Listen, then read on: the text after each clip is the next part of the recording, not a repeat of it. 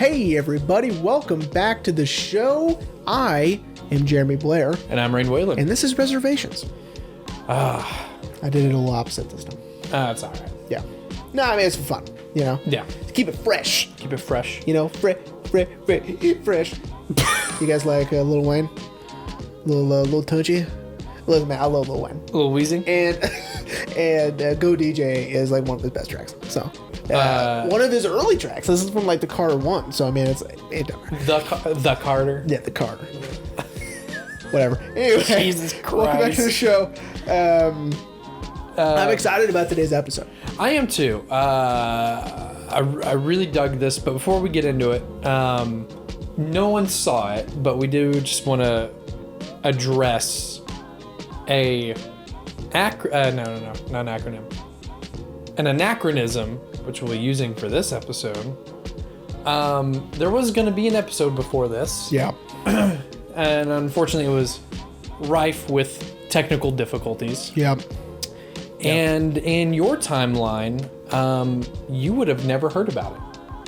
Yeah, that is correct. We erased it from the timeline. We did. We pulled a Thanos. Yeah, we snapped our fingers and it's gone. I'm trying to remember, like what episode that's on. There isn't. There isn't one? There isn't, because we just jumped right in to get these two episodes ready for the 100th. That's right. Yeah, that's right. And then we, at the end of the 100th, we said we were going to do this movie. That's right. And so we haven't even done that yet. So really, there is no deviation from the timeline. But for us in our current timeline, you know, we're this is the variant. We are shout out to Loki. We are confusing everybody right now. Listen, we had recorded an episode. It's not going to see the light today, unfortunately. I just wanted to get that out because even though and I told people we were doing the episode, and so they're going to be expecting the episode, and it's not going to come out. But we'll do it again later on down the line. Yeah, because it was maybe next season. It's just we just talked about it, and I don't want to have to do it again. Yeah, and the only reason why I bring it up is because, man, my editing skills for that episode were pretty good. Was it pretty good? Because, you know, we kept recording the video, but the audio had stopped, and so I had to find when the audio catches back up again, mm-hmm. and it was I was pretty impressed with myself. I'm sure it was great. It just yeah. Too bad, so sad. Well, I don't see this one having a problem. I don't either. But I didn't see last time having a problem, so we'll see.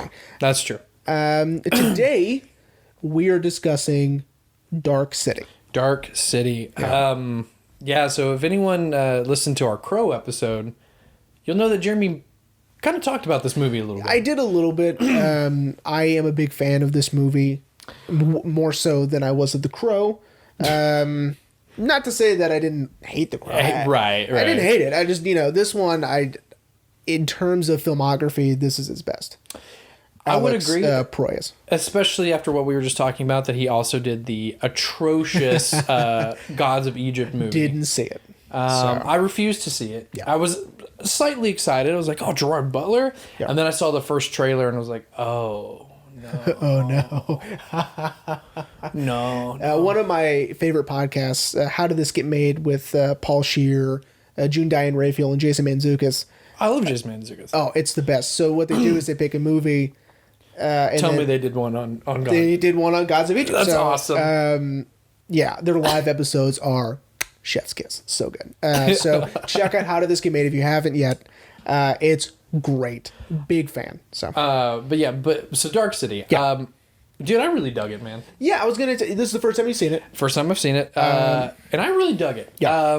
I didn't look up anything in preparation. Usually, sometimes I do a little, just minor research for like one of your picks, just to kind of know what I'm about to get into. Did it surprise you? Did the ending surprise you? Where they were? Yes. Okay, cool. Yes. That's sort of like the big payoff. It's like you want to know everything. Where they are. I was not expecting that. Yeah. At all. I was I was expecting a Requiem for a Dream shot at the beach, and I was like, oh, Yeah. it's not, which we'll get to. Yeah. But yeah, that surprised me. But I'm not gonna lie, I did start not to suspect, but I had I was like something's weird here. Mm-hmm. I'll have you describe your ending later because that's right. Because it's different than what I we watched. watched two different versions of the movie. Yes, I watched what is considered to be the better version. I watched the director's cut, which I think I'm going to buy. I looked on Amazon. I think it was like $10 oh on yeah, Blu-ray. dude, it's rad. It's worth having because you get both, and then you can make the distinction. Yeah. And then I had started listening to commentary, and then for the first 25 minutes, all he was talking about was pushback from studio and having to bend to the will of test screenings. And I was like, dude, I get it.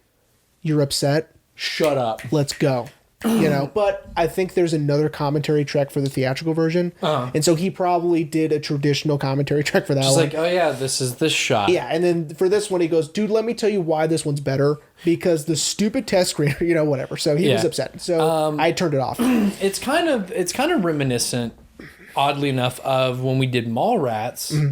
There is technically a director's cut of Mallrats. Yeah. But Kevin made the right choice to fix it.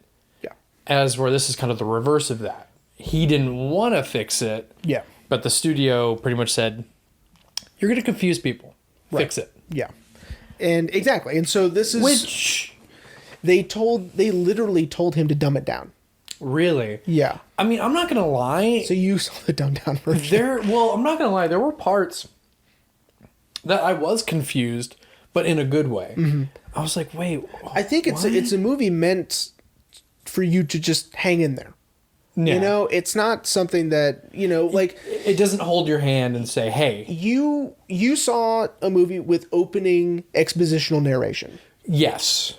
Boo. This is not the movie for that, because I think that's the fun. That's the fun of the movie, is to slowly piece together what's going on. Yeah, because after I did read that this theatrical version was forced to have this opening narration by Kiefer Sutherland, who I love Kiefer so much. I love him dearly. Did his character drive you crazy? Yes. Yeah. We'll get to that. But anyway, but I noticed, so in the opening narration of the theatrical version, the one I watched, he talks about how, he says, we call them strangers. But then later on, when he's explaining everything to William Hurt and I can't think of his name, John Murdoch. Yeah. We'll just say character names. Yeah, John Murdoch. He says, I call them strangers. And I'm like, wait, I thought you said we call them strangers. Right. It's sort of, you could tell that it's meant to be put in there after the fact. Right. Right. It wasn't like they paid attention to every pronoun and adverb they used. But the opening narration does add, it doesn't add anything really. No, I think it kind of spoils some stuff for you. It does. It does, because I would have loved if, before the reveal that, I don't want to say it just yet, before the reveal of who the strangers are, I would have just loved it knowing if they were just like a shadowy organization, which they kind of are. Yeah, in a way. But just like, kind of like, this is the only thing I can think of, even though I've never seen this movie. The Bureau. Oh, the Adjustment Bureau. Yeah. With Matt Damon. Maddie Damon. But yeah, I would have been okay with that. Yeah. If these guys in black trench coats are just showing up. Yeah.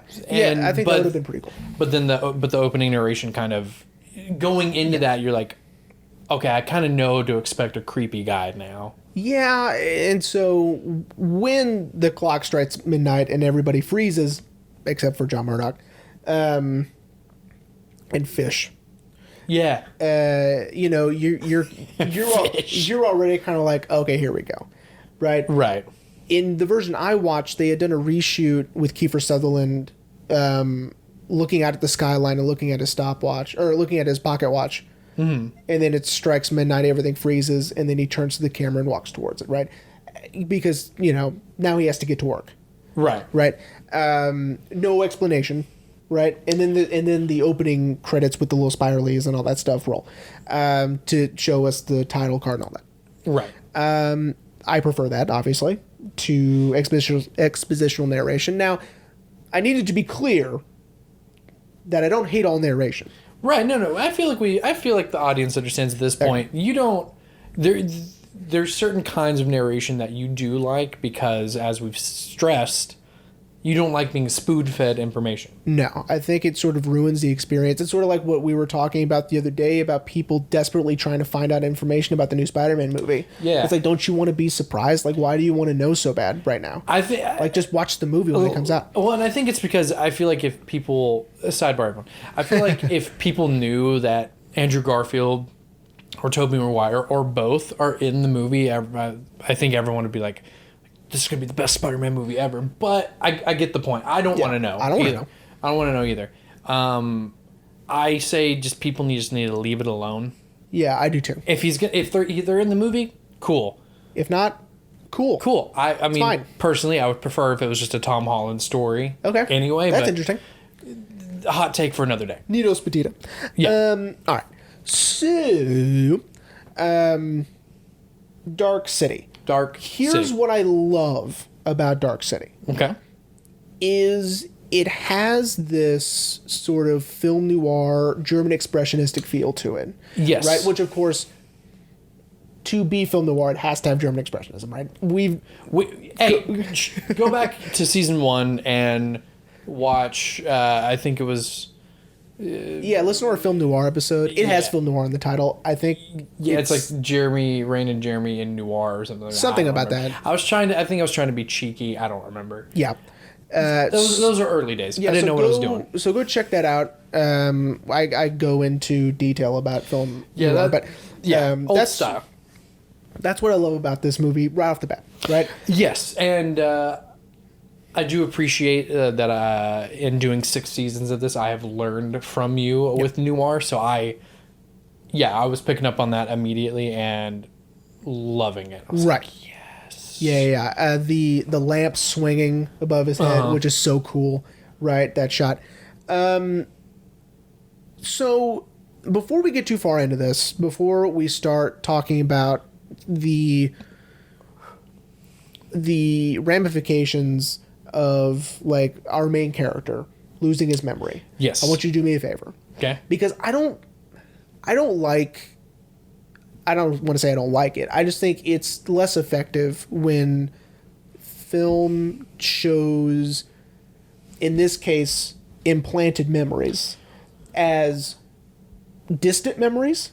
Okay. I want you to do me this favor. Think about something you did yesterday. Okay.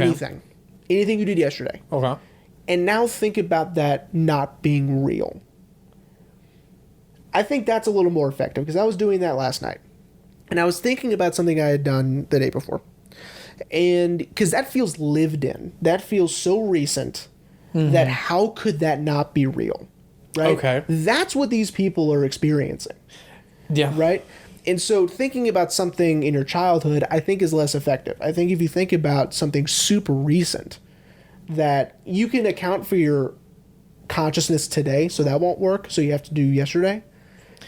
Okay. Yeah, no, I see what you're saying. Yeah. Because, like, I mean, I worked yesterday, and the most exciting thing about it was I had to... I couldn't make the deposit because the money in the register, the money that we had taken had outweighed the register, so I couldn't take the deposit, and so I had to make like a change list of $800 that I had to go get exchanged this morning. So think about writing it down. Think about standing up. Were you standing up? Think about like standing up, holding the piece of paper, holding the pen, doing that pencil, whatever, doing that action. You know for a fact you did it. Right. Now think about someone telling you, no, you didn't. No, you didn't. That's not real. So that will help you, I think, get in the mindset of these characters if you would love to rewatch this movie again. Oh, yeah, for sure will. And to watch a movie like The Matrix. where, you know... Which this one's kind of inspired by it. Well, The Matrix inspired by this. Yeah. Anyway. So think about that, because I think that'll help a little bit. It does. You understand, because, you know, again, in this one, they're sort of using far distant childhood memories in some cases. Well, right? And I don't think it's as effective. I actually didn't have a hard time with that. Okay. I kind of got it. I mean, yeah. Well, like, especially in the sense of the scar on John's arm. Yeah. And he shows his arm, and he's like, "These are all lies." Yeah. So, like, but I get what you're saying. Yeah. Because, you know, we all have a hard time remembering childhood. Yeah. Trauma or good memories or anything like that. But yeah, like if you were to say, like, you know, hey, Rain, last week when this happened, yeah, that wasn't real. That wasn't real. You didn't do that. You didn't live that. Yeah, right? That is an implanted memory. Yeah, that I get what you're saying. That's nuts, right? Yeah, that is nuts. Okay. So I kind of wish movies did that more often, but that's fine. Okay. The strangers, whomever they are, right? You could say they're aliens. I would say they're aliens. You would say they're aliens? I would say Let's say they're aliens. So... because they're living, or at least parasites, because they're living in dead bodies. Right. Yeah. Which is crazy. Are almost, you know, they say it's an experiment. They say they're wanting to learn more about humans. Yeah. Right. But really, they're just having fun. It almost seems, right? They're messing with building structures. They're implanting false memories. They're switching memories around and personalities. Because if you think about it, you are your memories. That's why in TV, when someone loses their memory, they lose who they are, right? In like hokey sitcoms, when someone bumps their head and they forget who they are. Yeah. And so they're basically switching around personalities, you know, not just memories. Yeah. But whole lives. They're just plucking them out of this person and putting them in this person and vice versa and all that stuff. Yeah. Which is wild to think about. Yeah, it is. Because it's in, like, you know, what was real, you know, especially thinking, and we'll get to it, you know, the ramifications of our protagonist of John never being re-imprinted. Right. So to him, this is who he's always been. Right. Even though Kiefer Sutherland pretty much tells him, like, you've lived 1,000 lives already. Yeah. You know. And so we get the detective character. I don't remember his name. Starts with a W. Oh God. Yeah. William Hurt. No, not William Hurt. The other guy. The guy who. Eddie something. Like Wolonek or something like that. Yeah, Wolonek. Is it Wolonek? Wolonek. Thank you. So he is sort of in Murdoch's position where he has seen the strangers do this, right? Which I go ahead. This has nothing to pertain to the plot per se, but I like that we don't know how he knows. Right. But a part of me was like, but when did he figure out? Right. Like, I think in the version I saw, which might be different, we do get a little bit of an explanation at the train station where he says, you know, everybody falls asleep, but sometimes they don't. Yeah, and I didn't. That was in the theatrical. Okay, cool. So he didn't fall asleep. That was one of the, okay, so they had missed him. And for some reason, right, for movie reasons, he didn't fall asleep.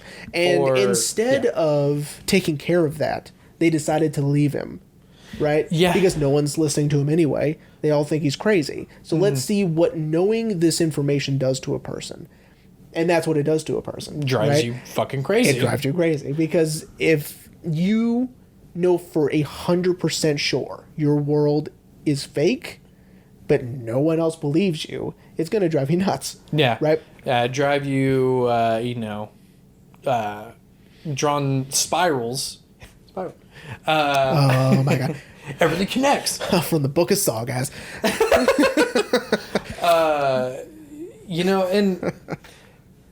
And And see, that was something I really liked too, is how like everyone's convinced he's crazy. Yeah. But he's like the only one, like when William Hurt's like, you're scaring your wife.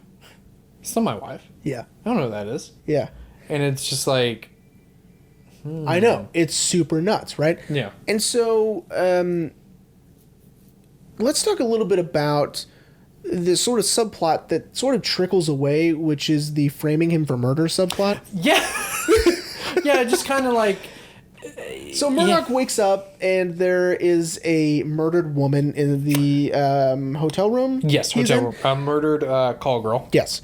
With spirals from the Book of Saw. Carved into her, which the little kid does, which I love. That was his job. The little kid stranger does that. Yeah, the one who bites him on the hand, which is he's so fucking weird. Creepy. I love that kid. So, and then he gets framed for this murder, right? Where they're looking now. The detectives are there. They're looking for John Murdoch. And then his wife gets involved, and you think this is going to be sort of a wrong man, mistaken identity, sci-fi sort of a thing, and then it kind of goes away. Yeah, sort of, because they do end up capturing him, and then he ends up trying to convince them something's wrong, and then they finally get convinced, and blah blah blah, and then you get that stuff, right? Which is not the direction you think it's going to go, right? Yeah, but I guess it's the only way to connect all of these characters together. Because again, it's weird to think about.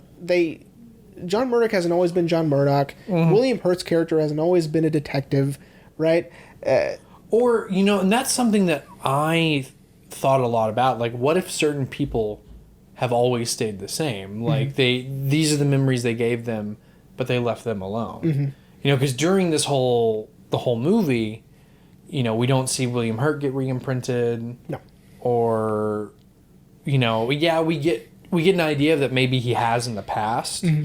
We're talking about the accordion. So I'm glad you brought up the accordion, because before I shut him up, Alex Proyas, right? Proyas was talking about his character in that specific scene when he's playing the accordion and the phone rings, and he's crying, right? Oh, okay. I don't know if that was in your version. That might have been a little thing they added or took out for years. Maybe. I'll have to watch it. He was saying that, he's crying and he's so sad and grief-stricken, but he might not know why, right? Because, again, this is the night of a reset. Mm-hmm. And so, night, day, it's all the same. And so when he's playing, I'm doing this motion because he's playing the accordion.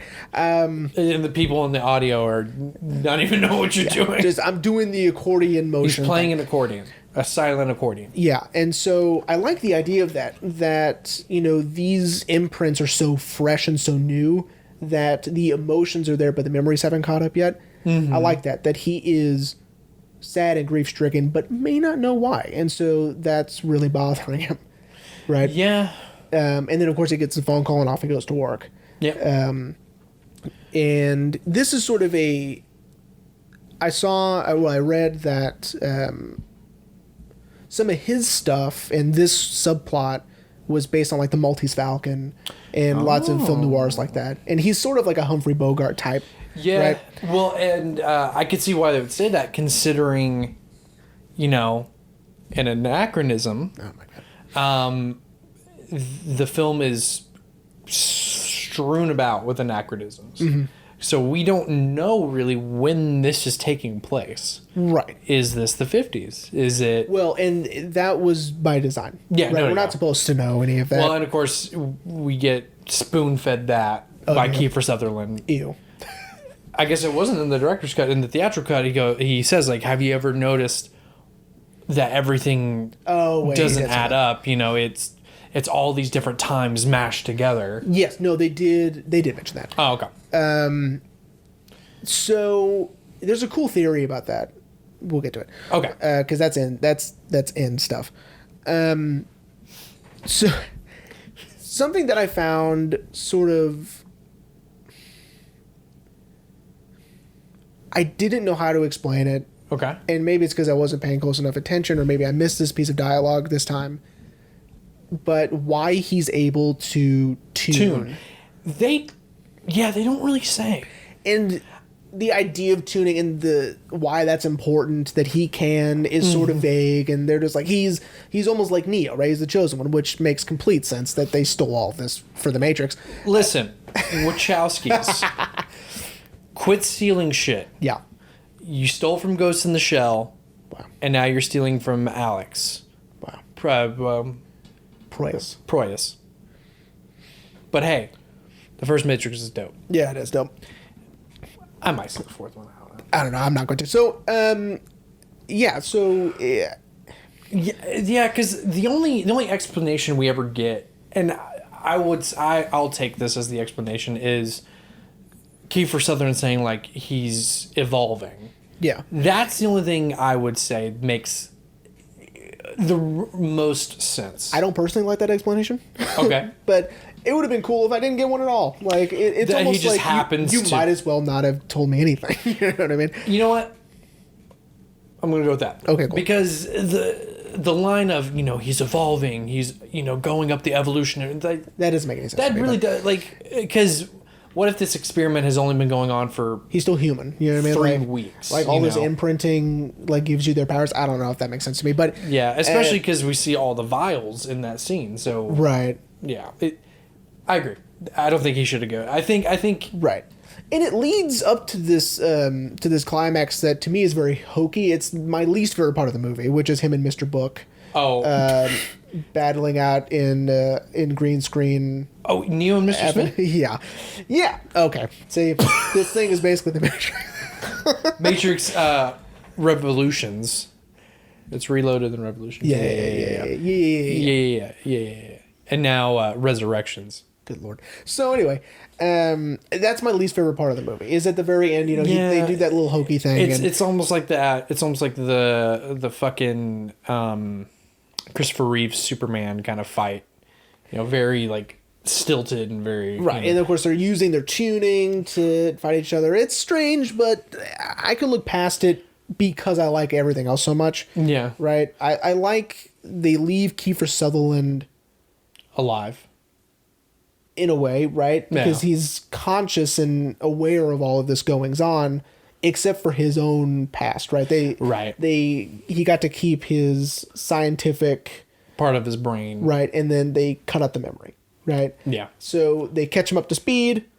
They let him know what they've done and what they're doing, and off we go, right? And so he's in on it essentially.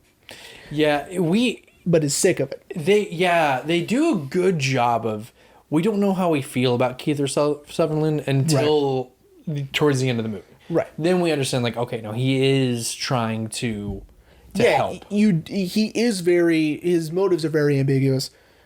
You're right. Until we were finally settled on, okay, he is actually trying to help. Because at first you're like, I don't really trust Kiefer Sutherland because he's in on it. Yeah, he's helping. You do kind of get a little bit of maybe he is genuinely trying to help Murdoch because of the way he's being treated by the strangers. Yeah. And he's terrified of them. Yeah, they're right, which I would be too. Yeah, when we see him deleting his own memories, clearly at some point they beat the shit out of him. Yeah. Big time. Yeah, he's all bloodied and shit. Right. That's probably why he's got a lazy eye now, like all I know, like, his poor eye. I know. By the way, do you think that's why he speaks like that? Oh, God, I hope so. I hope that's not like from birth. Could you imagine? We don't have time to just sit here, just mimic his voice do all the day long. whole episode just like that. No, we would lose so many listeners. Not that we have that many to begin with, you jags. So, not you, jags. You guys are actually listening, but tell your friends. Do you, before you finish that thought, do you think that was Kiefer's choice to talk like that, or do you think they said like, "Hey, talk like that"? 1,000% that was his choice. You gotta know that was his choice.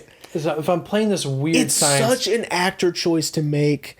Is this sort of very strange way of speaking? It's the better version of this. Is go back and listen to our Prisoners episode. It's the eye tick that Gyllenhaal does. It's so good, right? It's a subtle yet deliberate character choice, but this sort of stuttery long-winded breath way of speaking is almost very awful. Almost very your impression from the episode that'll never come. You know the I can't think of it. Okay, that's fine. But I know what you're talking about. Yeah. Okay. So sorry, I interrupted your thought. That's okay. I don't remember what it was anyway. So Son anyway, of a bitch. I know. So anyway, I want to get into. I know we didn't talk about the actual plot very much. I guess we can continue to want to do that because I do want to get to this other stuff. Do you just want to run through the plot real quick? I guess, and we'll just talk about the things that we liked and the things that we thought were innovative and interesting and, well thought out ideas. I liked the choice of not having everyone freeze and having everyone fall asleep. Yeah. Because at this time, it's still hard. You still have to have people stand still, right? And that's hard for people to do. You can see it in old Twilight Zone episodes. People just can't stand still. Right? Yeah, it's hard. It's hard, and you can tell that that's a live actor and they're having to stand still. Now, we could do this to where everyone freezes and it looks good, right? Yeah. It looks like everyone is completely frozen solid, not moving, not blinking, not anything, right? Yeah. But at this time, I don't even know if that was the original intention. It would have been cool to see everyone freeze. Yeah. Right? But I like the idea of it's easier to have everyone sleep. Well, and also I think it's because I think the strangers have the power to make people sleep too. Right. So I think it just 2 and 2 put together. It's like, you know what, just go to sleep. I think in another universe, they would have tried to make them freeze. I think that's another version of this movie. We're saying, hey, someone out there remake this movie and make them freeze. Please don't. I like this movie the way it is. Plus, none of this would actually work in modern day cinema. Yeah. Because it's very 90s. It is. Anyway. And so I like that. Again, I like this idea of, piecing together in little subtle clues, like Jennifer Connelly messing with her wedding ring because it's new. She's not used to wearing it, and so she fiddles with it. He had written this movie as he got married. Okay. And so he was noticing he was fiddling with his because it's uncomfortable at first. I'm sure you know all about that. Yeah. That you're aware of it, and then later it's part of your hand, right? Yeah. Shit. Do you even feel it? Right. I mean, I fiddle with it. Like, I'll sit there and I'll do this. Mm-hmm. Oh, here. There we go. I'll do this. But sometimes I don't notice it. Right. Until, like, I accidentally hit myself in the face, and I'm like, right. There's a metal thing there. Right. And of course, William Hurt's character notices that and thinks something's up because they haven't been married as long as they say they have. Right. Which is kind of half true. And it is absolutely true. Yeah. They haven't been married 12 hours. Right. They've been married. They just put that ring on her. They've been married 30 minutes. Yeah, exactly. But of course in their minds it's been years, right? And so I like that little subtle clue that, fiddling with that. Which also, but before the whole memory thing, it's also insightful of she had an affair. Right. So, you first think like, oh, she's guilty of something. Either that and she's lying to me. Yeah. Right. But then you're this like, is of course when you think it's going to be this noir. Yeah, mistaken identity murder mystery. Yeah, and then you're like, oh, it's because she's probably never worn a ring. No. Right. And so I like that. And the movie's filled with little things like that. I'm definitely have to rewatch it again to catch these things. And if you go back and watch it again, you notice that the movie starts seconds after they leave that room because I think it's Sutherland hits his head on that. Yeah, when he notices that John can tune, he stands up real quick and hits his head and then grabs his bag and bolts. And so the light's not done swinging yet. In fact, it's still pretty, in motion. Mm-hmm. And so he wakes up seconds after he leaves. And so that's a new fun way to watch the movie now that they just did it. Yeah. Right. And now off we go. Right. And so his confusion, his sort of like looking at these brand new shoes, right. him trying to figure out who these clothes belong to. They're his, you know. There's a woman there. She's dead. Oh, did I do that? I really loved him trying to figure out his name. Yeah. Like, okay, Mr. Murdoch, J. Murdoch. Yeah. What was your name? John. And he says John. Yeah. And then later on, he's like, John. I love that she asked him. That was a cool, fun little edit. What's your name? And as soon as she asks, he was already looking at his license to find out what his name is. And he laughs when he says John because she's a prostitute, right? Yeah. Well, she even says that. Yeah. Like, that's funny. Right. Yeah. I just like that he finds out in real time as he says it out loud, right? Yeah. I like that. It's almost kind of like a kind of makes me think of the Bourne Identity a little bit. I feel like it's been a while since I've seen it, but I feel like at one point someone asks him his name as he's looking at a passport, and he's like, I love the Bourne Identity. "Well, of course you do." And I love the Bourne Ultimatum. The Bourne Supremacy? No, it's pretty good. What about the Bourne Legacy? No. Oh, sorry, because you hate Jeremy Renner. I do kind of, yeah. What about Jason Bourne? I didn't like that one at all. Either. Jason Bourne, it's Jesus Christ. Jesus Christ, it's Jason Bourne. Yeah, I didn't like that one at all. But anyway, so God damn it. Anyway.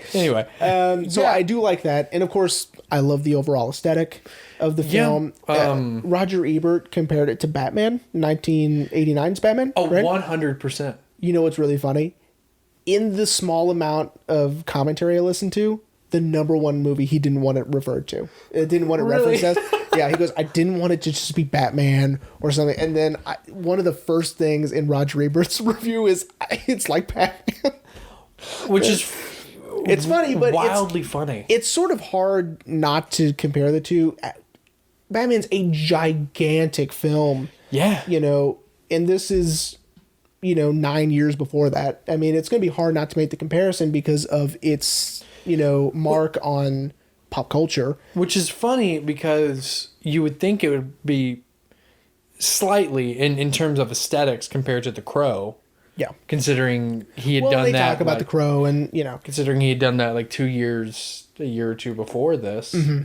And just as you mentioned in our Crow episode, he learned how to make a city feel claustrophobic. Yeah. By putting a roof. Yeah. And that this city feels claustrophobic. And there is, I did read a review where, they talk about the lack of background, right? Like they're outside, but there's no background, right? You just see buildings and the buildings are close. You don't even see the faraway ones. And you're right. It makes it look claustrophobic, which is what Schumacher did. Rest in peace. R.I.P. With his Batmans, giving it a roof. Yeah. You know what I mean? Making it just feel like you're inside. That's why Batman Forever is decent. And Batman and Robin is trash. Yeah, but Batman Forever is alright. Soundtrack's dope. Yeah, soundtrack is dope. So I only say that because I've listened to it twice from start to finish on my vinyl. Sidebar. They released the Dark Knight soundtrack at Barnes & Noble. And it's got splatter. It's like Joker green or something. It's cool. You gotta check that out. Hans Zimmer? Yeah, Hans Zimmer. Yeah. Anyway. So anyway, it does make it feel claustrophobic, and it does give you that very German expressionistic feel, especially when they start messing with the buildings. Yeah. Right? Which is really cool looking for 98. I really like the CGI. Yeah, the CGI wasn't awful. It doesn't take you out of it, right? Yeah, I know they did clean up the tuning for the director's cut. Okay, because that was 2008, so they could. Yeah, they cleaned that up because he didn't like how it looked like Aquaman's rays. Yeah, like yeah. So in the director's cut, it's a little more subtle. It's still that, but it's a little more subtle. Yeah, in my version, it looked like fucking rings were coming out of their heads. Yeah, no, it's a little different in the other one. Okay. So they were able to do that, which is cool, but I probably wouldn't have even minded that. But yeah, the building stuff is cool, and the way everything is shaped is a little off, and I like that they use the changing of the city like in a chase scene, like when he was being chased by Mr. Hand, right? It was Mr. Hand. Yes, Mr. Hand. I don't remember the other characters, even though like I love their names because it's like Mr. Book, Mr. Hand, Mr. Wall. Yeah. You know, it's Mr. Water. It's weird, and not Mr. Water. They don't like water, but you get the idea. Which I just want to point this out now. If they don't like water, why did they build the city with a fucking pool? Well, they would. That's true. They needed to see what people would do. That's right. God damn it. Yeah. But then, like when Kiefer Sutherland is taking them to Shell Beach, they have to row through like ruins. Right. Which is, I loved the comparison to City of Lost Children in this one as well. That's with Ron Perlman, by the way. And there is a really cool, like, it's sort of similar to that, which I liked. But I think the number one influence I see in Dark City is Brazil. You're yawning. Give it a second. Yes. Yeah. I see Brazil in this movie more than I see any other movie. Shout out Terry Gilliam. Yeah, I think, especially with the sci-fi elements and with this sort of lived in, in Brazil, it's sort of a dystopia. In this one, it's a maze. It's basically a cage. Yeah. Right. Which we kind of get a subtle hint towards when Kiefer Sutherland meets Emma for the first time and he's doing an experiment. Yeah. It's like, oh, it's just a little experiment. Right. That didn't click back with me until I was like, oh. Because like when they're looking at like we'll start here on Avenue M, and I'm like, that kind of looks a little bit like a spiral. Yeah. And like the maze. Yeah.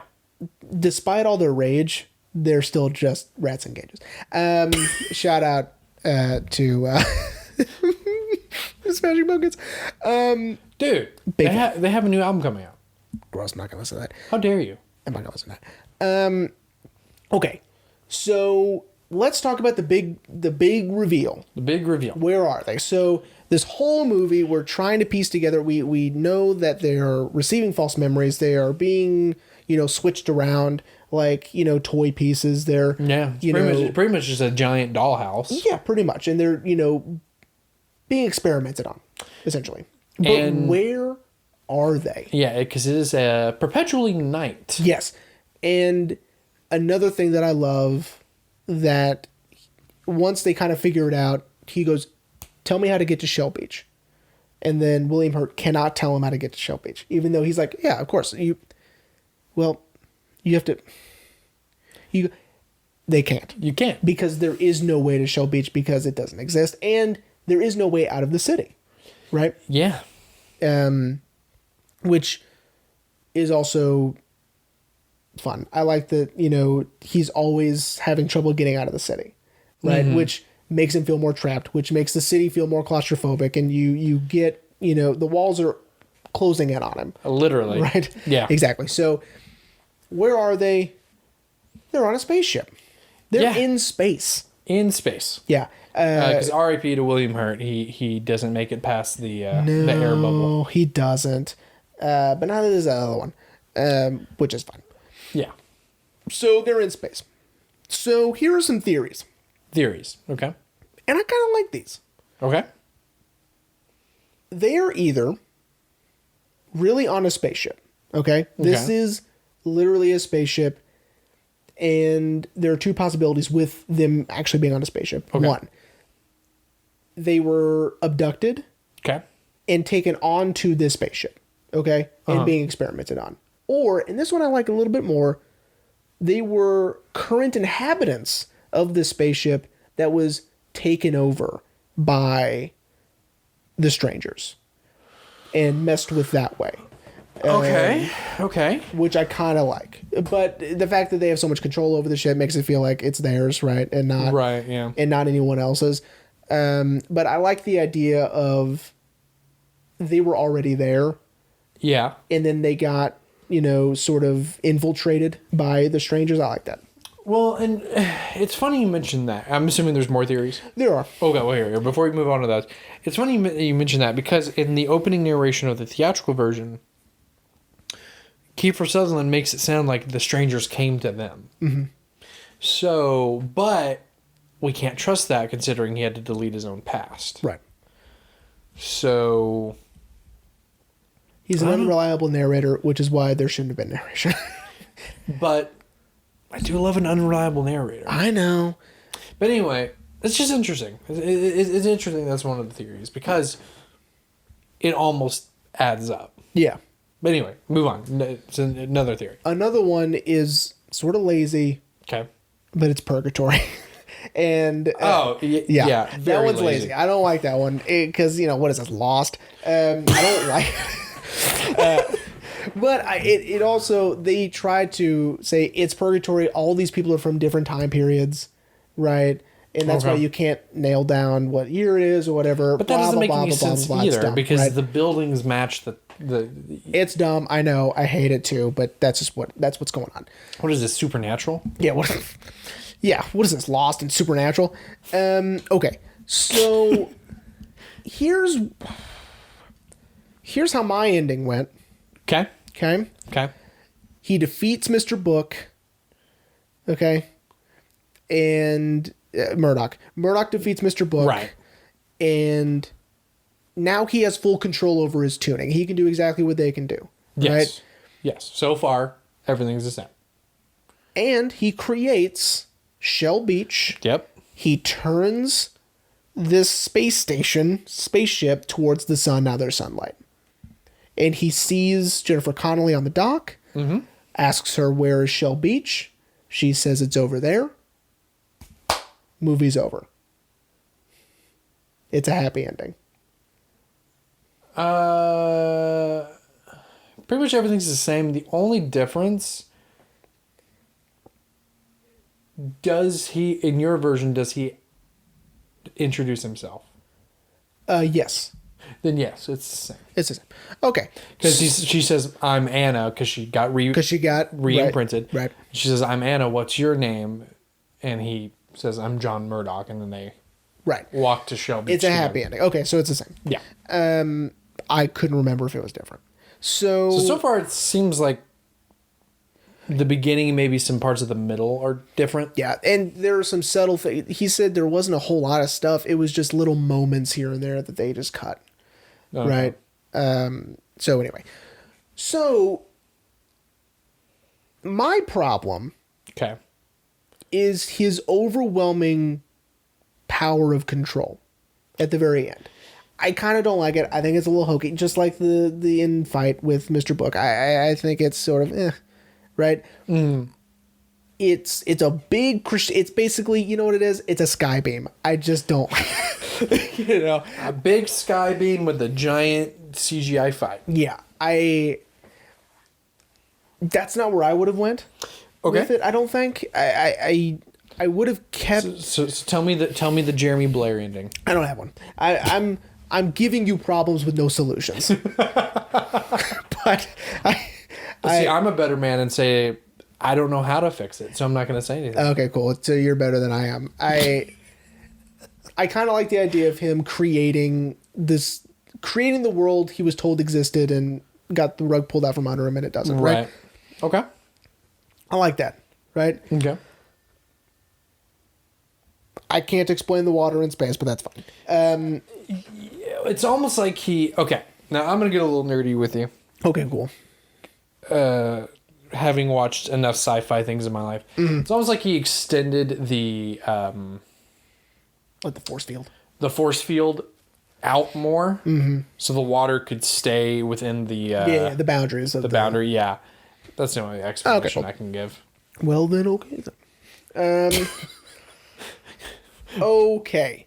So the coolest thing I read in the IMDb trivia was this thing I had never heard of before, and I'm not obsessed with it, but I think it's really interesting. Okay. It's called Last Thursdayism. I know. What the fuck is that? Okay.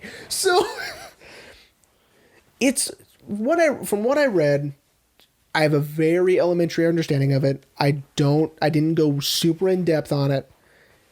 It kind of seems like a fuck you to creationism. Okay. Because they're saying that if in creationism, the world is about 4,000 years old, right?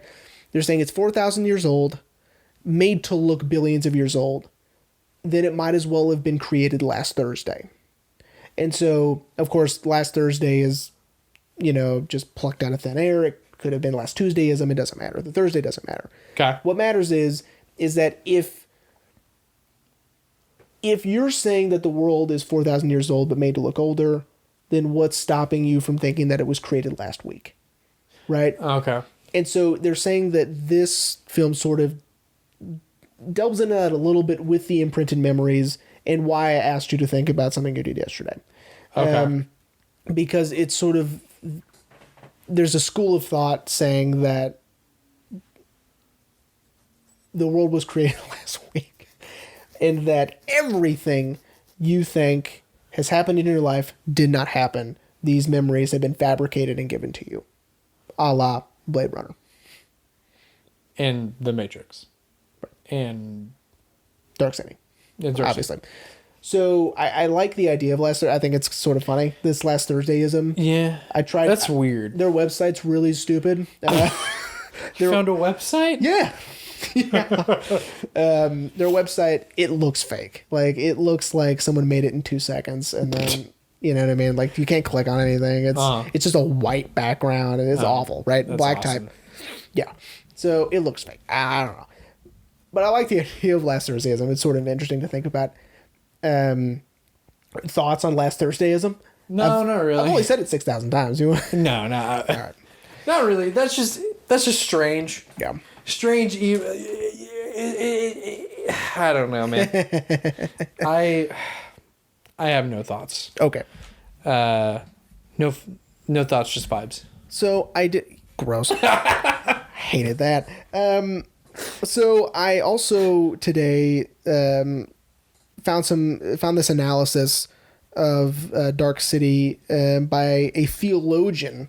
Didn't know what that word was today, but that's like a theorist, right? Gerard Laughlin. Okay. And he says this is more like a retelling of Plato's allegory of the cave. And, yeah, and so... Now, that I do know. Okay, so in there, these people are in prison, but they don't know they're in prison, right? They don't know that they're prisoners, and they're stuck in this... And all they can see are shadows on the wall. Right. And what Plato says, if you were to release them, some would leave the cave and experience life, but others would retreat, knowing only the shadows on the wall. It's sort of... that's comfort. It's sort of... and I had Haley experience this, I think it was like 2 weeks ago, was we were watching Shawshank Redemption. Nice. And Brooks's farewell and his release from Shawshank is just like this, right? Yeah. R.I.P. Brooks. He cannot function on the outside, right? Yeah. Brooks it is my favorite sequence in the whole movie. It's heartbreaking, it's sad, and it's so well done. Go check out, this is a Cinefix thing, go check out Cinefix's, one of their brilliant moments in film is Brooks, and it's just Brooks on the bus.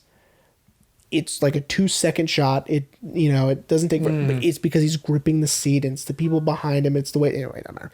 So, go check that out. But it's sort of like that, to give another example. Yeah. So he talks about Plato. And he was also talking about, I didn't write this part down. There was some stuff on, because, he's also a religious scholar, sort of. And so he was talking about some but I didn't really like that as much. I like the Plato stuff more. Yeah.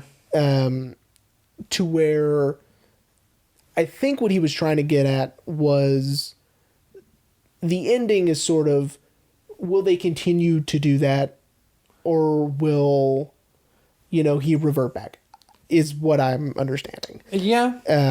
Well, I had that thought too, is John now going to let people make their own memories and live life and experience life? Or is he not necessarily going to re-imprint people, or is he just going to continue, not necessarily the experiment, but continue to make everyone go to sleep at midnight, and reset like a time loop kind of thing. I don't know. Right. I have no idea. So, and that's sort of the fun of Dark City is that sort of ambiguity, right? And the sort of I wouldn't even say ambiguity. It's more of a just let's think about what would happen after, right? Right. Which is also fun to do in movies if you want. So, what's crazy about this movie is that I think the ending is hokey, right? Okay. Roger Ebert, 4 out of 4. Really? And in 2005, put it on his great movies list. No shit. This is a list that is cherry picked by him, the greatest movies he's ever seen. Really? This is one of them. Huh. I know. Isn't that nuts? Is it because of the ending? No, I think. Oh, just as a whole? I think, yeah. See, for me, the ending is a detriment. The ending gives it 3.5 to me. Okay. Right? At least. At least. Oh, at the most. 3.5. Yeah. Right? For him, I mean, it's not only is it 4 stars, but let's revisit it again and again and again. 7 years later and let's put a stamp of approval on it. Which is interesting also because he saw the theatrical version. Yeah, that is interesting. Yeah.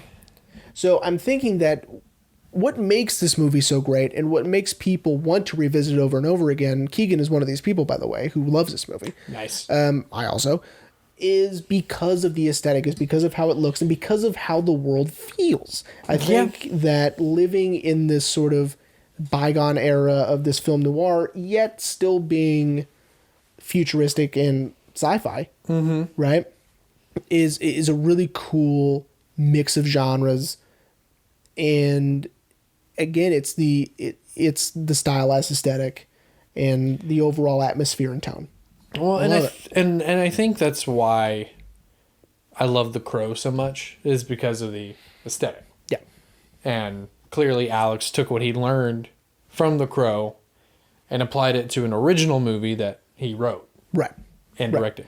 And I think that might be, again, why audiences had such a hard time with the original cut, which is the director's cut, is it's not pre-existing IP, right? Right.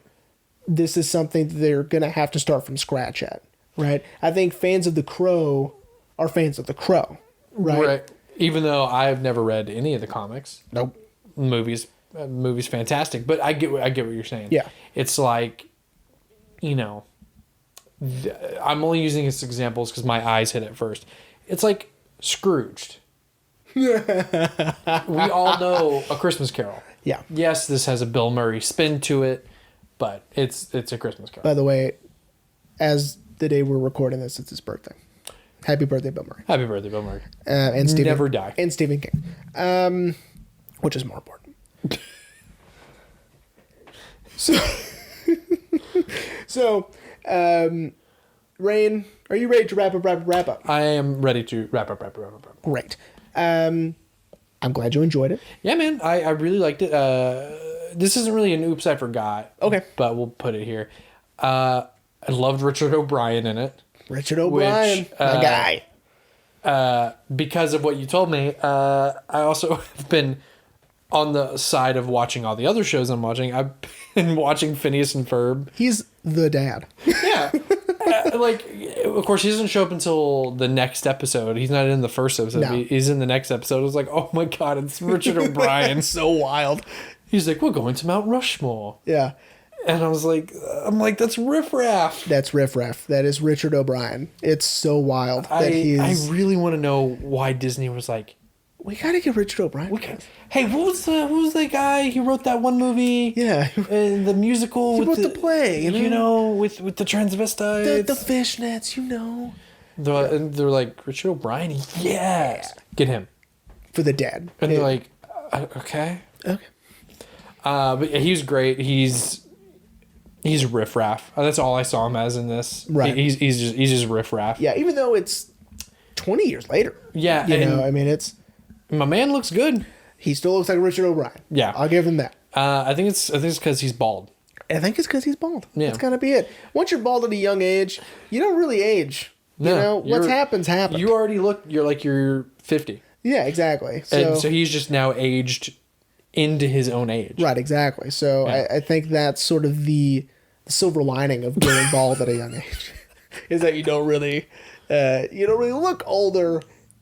You don't look younger though. So no. Hey, that ship has sailed.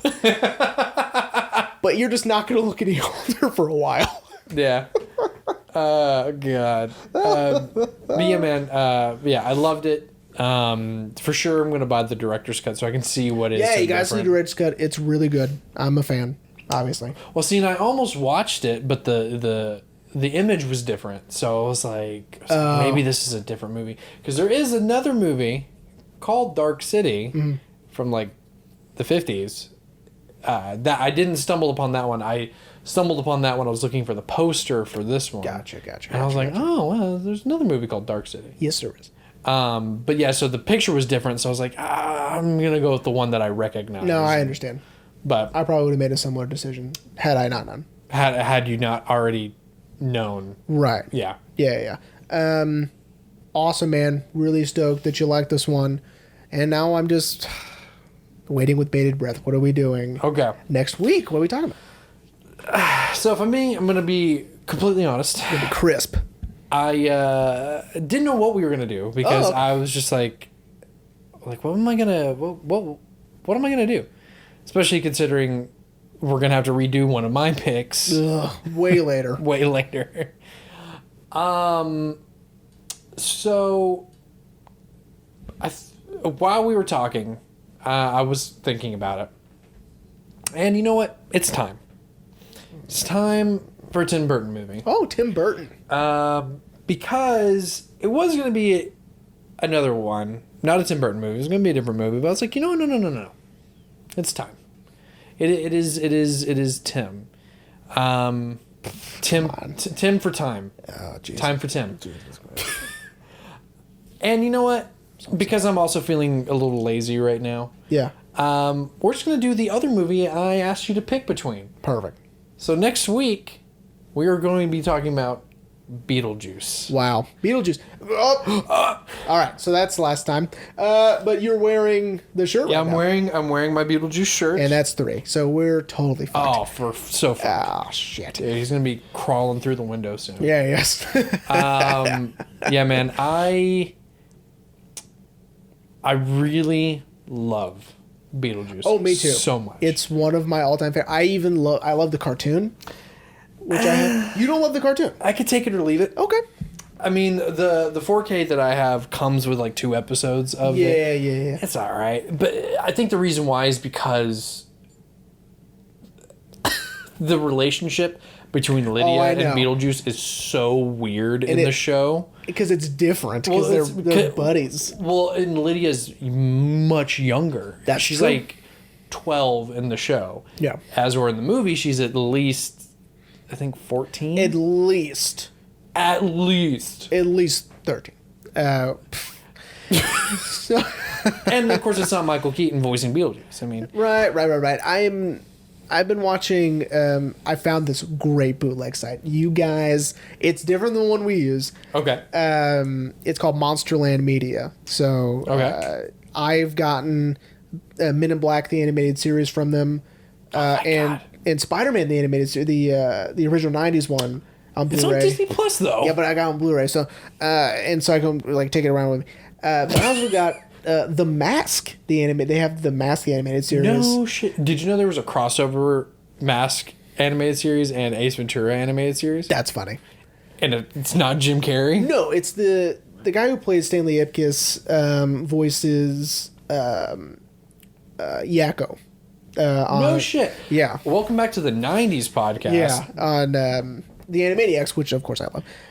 But dude, it's pretty rad. And you know, he talks about in the trivia for Mask Animated Series. This is such a tangent, but he talks about how they initially said, "Hey, you need to do this more like the movie." And he goes, "Dude, you hired me because you can't afford Jim Carrey. Let me do my thing."